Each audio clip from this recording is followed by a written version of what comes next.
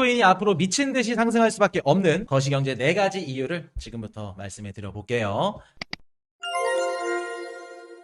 첫 번째, 5월 15일입니다. 여러분들이 주목해야 될 일정. 5월 15일 날 뭐가 있죠? 미중 정상회담이 있죠. 여러분들 그 작년에 트럼프 대통령이랑 시진핑 그 주석이 만났을 때 뭐를 했냐면 1년 동안 관세 전쟁을 유예를 했어요.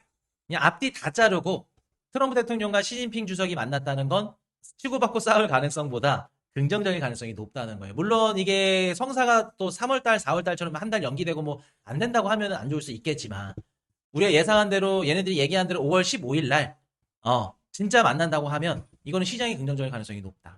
서로 뭐 뺨 한 대씩 뭐 때리려고 만나겠어? 아니죠. 뽀뽀 한 번씩 해줘야지. 좋은 얘기 해줄 가능성이 높다. 그럼 여러분들 봅시다. 그리고 왜 좋은 얘기를 해줄 가능성이 높냐면 5월 15일이면 11월 15일이죠. 중간선거가. 11월까지 총 6개월 남았어요.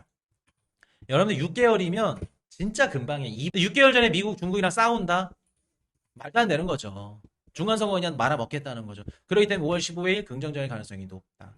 그리고 지금 미국과 중국이 서로 어떻게 보면은 협상 테이블에서 레버리지를 일으키려고 계속해서 눈치 싸움을 하고 있죠. 미국은 어때요? 호르무즈 해협을 봉쇄하고 있고 동남아시아에 미국 국방부 장관을 보내서 순방을 하고 있어요. 그래서 중국한테 무슨 이미지를 준다? 야, 우리 호르무즈 해협이랑 말라카 해협 2개 들고 있어, 쥐고 있어. 너네 원유 못 받을 수도 있다. 라는 이미지를 심어주고 있고 중국은 야, 미국한테 태양광, 뭐 반도체, 뭐 아니면 뭐 히토리 같은 거 안 줄 거 주면 안 되겠다. 검토하겠다. 이런 얘기들 하고 있죠.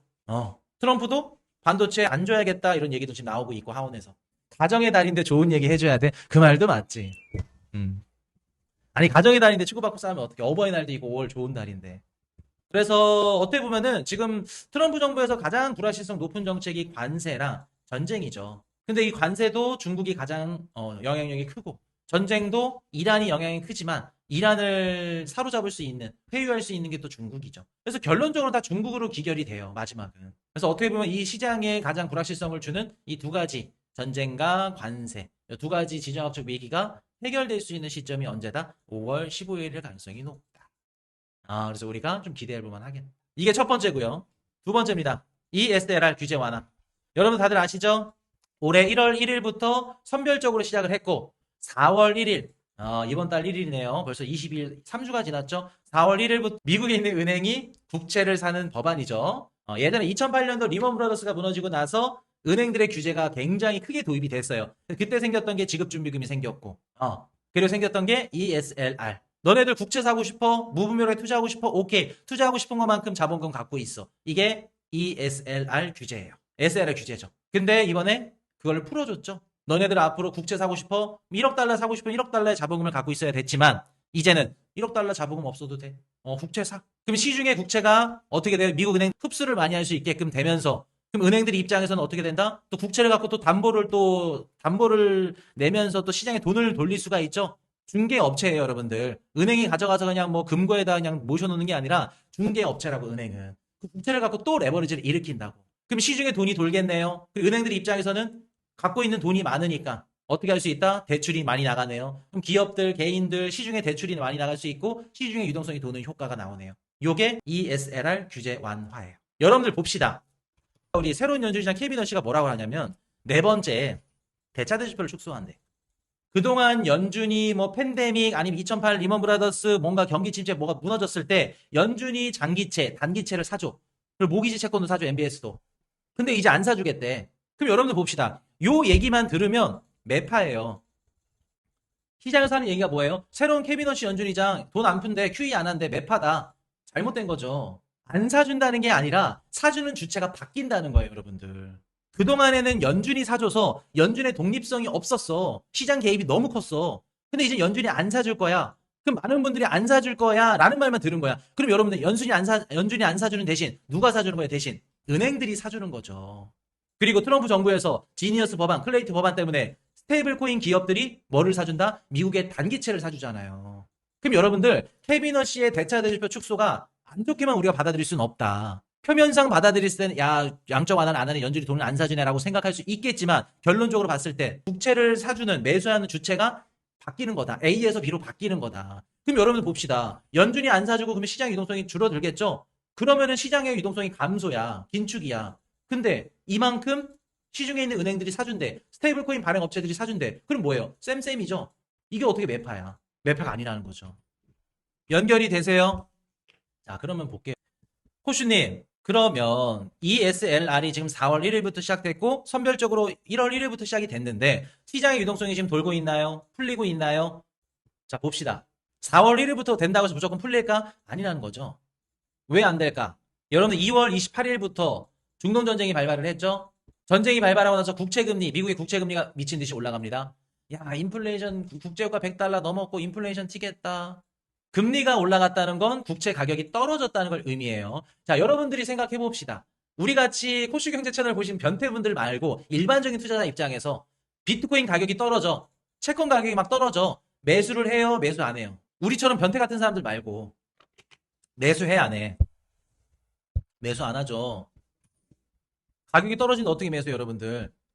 자, 너네 ESLR 4월 1일부터 해. 은행들 국채 매수할 수 있게끔 우리 규제 완화 땅땅땅 풀어줬어. 또 전쟁이 팍 터졌네. 은행들이 국채 매수할까요 안 할까요? 안 하죠. 너무 불확실한데. 응? 언제까지 떨어질지 언제까지 금리 올라갈지 정쟁이 장기화야 될지 뭐 해야 될지 어떻게 알아 모르죠. 거기다가 캐비너시 연준 의장이 바뀔지 안 바뀔지 불확실성이 너무 커. 지정학적 위기부터 시작해서 스태그플레이션 온대. 그럼 여러분들 지금 4월 1일부터 ESLR 규제 완화된 거 시장의 효과는 지금 없을 가능성이 높다. 그러면 쿠슈님 언제부터 은행들이 안전하게 국채를 사줄 가능성이 높겠나요? 지정학적 위기나 이런 불안들, 채권 시장의 변동성이 잦아들면 호르무즈 해협 정상화되고 그리고 전쟁 아예 끝나고 그리고 연준 의장 뭐 이런 것들 리스크도 없어지고 장밋빛 희망이 좋을 때 야, AI 생산성 향상이 되면서 막 경제가 너무 좋네. 미국의 막 주가가 올라가네. 그때는 어떻게 돼요? 자본이 어떻게 된다? 채권 금리가 쭉쭉쭉 떨어지죠. 반대로 채권 가격이 올라간다는 거죠. 그때부터는 은행들이 채권의 눈이 이제 번쩍번쩍 뜨이기 시작하겠죠. 그래서 ESLR 규제 완화가 본격적으로 시작되는 시점은 지정학적 위기가 어느 정도 안정화됐어요. 이게 두 번째입니다. 자, 세 번째. 비트코인 자산은 어디에 편입이 되어 있다? 미국 증시에 편입이 되어 있다. 미국 자산입니다. 달러 자산이야. 달러 표기화된 자산입니다. 여러분 지금 미국 증시가 연일 최고점을 갱신하고 있죠? 미국 증시 좋아요. 좋을 수밖에 없는 이유가 있어. 전쟁 뭐 막바지 이런 것들도 있지만 심리적인 이런 것도 있지만 뭐가 좋냐면 기업 실적 발표 일단 좋죠. AI 생산성 향상이 실제로 조금씩 나오고 있는 것 같아. 제가 봤을 때. 그리고 실제로 지표도 나오고 있고. 얼마 전에 나왔던 소매 판매 끄떡 없어요. 고용 지표 무너지지 않았어요. 경제 지표 좋습니다. 인플레이션 상승한 지표 찾아볼 수 있었나요? 이번에 4월달 CPI 때? PPI 때 볼 수 있었나요? 없었어요. 러셀도 최고점 갱신했다 좀 살짝 빠졌죠 어제. 그럼 여러분들 봅시다. 미국 증시가 지금 계속해서 우상할 수 있는 가능성이 높아요. 올라가고 있어. 미국 증시에 들어오는 돈이 계속해서 올라가 많아. 그러면 여기 미국 자산 안에 조그맣게 코딱지만하게 포함되어 있는 우리 암호화폐 시장이 어떻게 된다? 수혜를 받을 가능성이 높겠죠. 그럼 세 번째 이유는 미국 증시 상승 수혜를 직간접적으로 받을 가능성 세 번째입니다. 그리고 여기다 또 전쟁은 뭐다? 강제적인 경기 부양 정책이다. 전쟁 때문에 돈 풀리죠. 중간선거 때문에 트럼프 정부 돈 풀죠. 유동성까지 받쳐주네요. 나쁠 거 있을까요? 네 번째 마지막 규제 완화. 그리고 비트코인 인식 변화로 인한 상승 가능성이에요. 여러분 SEC, CFTC 얼마 전에 공동 가이드라인 발표했죠. 3월 달에. 이제는 증권인지 상품인지 구분할 수 있게끔 됐어요. 연준 크라켄 마스터 계좌 승인. 예전에는 암호화폐 거래소가 시중에 있는 상업 은행들, 뭐 리저브 은행들이랑 연결을 통해서 어떻게 한다? 영업을 할 수밖에 없었지만 이제는 중앙은행이랑 직접 연결 다이렉트로 해서 현금을 유동성 창구를 조달받을 수 있게 됐다. 거기다 클레이티 법안 지금 준비 중이고 지니어스 법안도 준비 중이죠. 이런 다양한 규제 완화로 인해서 월가 있는 기관들이 어떻게 된다? 암호화폐 시장에 실제로 진입을 하거나 혹은 기대감으로 인해서 자본이 들어올 수 있겠죠. 그리고 여러분들 봅시다. 이것보다 더 중요한 게 있어요. 오늘 하우스 방송에서 다뤘던 겁니다, 사실. 이제 여러분들이 생각하는 비트코인이 그 비트코인이 아니야. 이젠 여러분들 비트코인은 그냥 단순한 자산이 아니에요, 이제는. 그냥 단순히 그냥 상승하네, 뭐 반감기 사이클로 인해서 올라갔네, 뭐 떨어졌네. 단순히 변동성 높은 그냥 자산 그 이상 그 이하 그게 아니라고. 이제 여러분들 비트코인이라는 자산은 미국으로서 그리고 글로벌 패권으로서 본인들의 안보, 사이버 보안상에서도 자기네들이 가져갈 수밖에 없는 자산이다. 자기 패권을 지키기 위해서는 무조건 가져갈 수밖에 없는 그런 자산이다. 그렇게 보시는 게 맞아요. 이제는. 이번에 미국에 있는 국방부가 비트코인을 그 국가 전략적 안보 자산으로 그 격상한다라는 거 리포트 보셨죠? 응? 화폐혁명도 아니야. 여러분들 비유를 해드릴게요. 지금 트럼프 대통령이 AI 산업에 대해서 어떻게 생각하죠? 국방수권법에 들어갔죠. 국방수권법은 뭐냐면 미국의 한 해 국방비 예산을 정하는 법이에요. 쉽게 말해서 미국을 지키기 위해서 안보, 뭐 보안, 미국이 그 전세계 기축 패권을 계속해서 유지하기 위한 얼마나 필요한지 그 관련된 법안이에요. 거기에 AI가 들어갔어. 이미 바이든 정부 때부터. 국방수권법을 통해서 AI 예산을 할애한다. 그럼 이미 국방수권법에 AI가 들어갔죠. 저는 올해 국방수권법의 가장 큰 유력한 후보 비트코인이라고 봐요. 비트코인이라고 봅니다. 더 나아가서는 비트코인을 채굴하는 그 에너지 전력이 되겠죠. 오늘 하우스방에서 다뤘던 거예요. 꼭 보세요. 진짜 재밌습니다.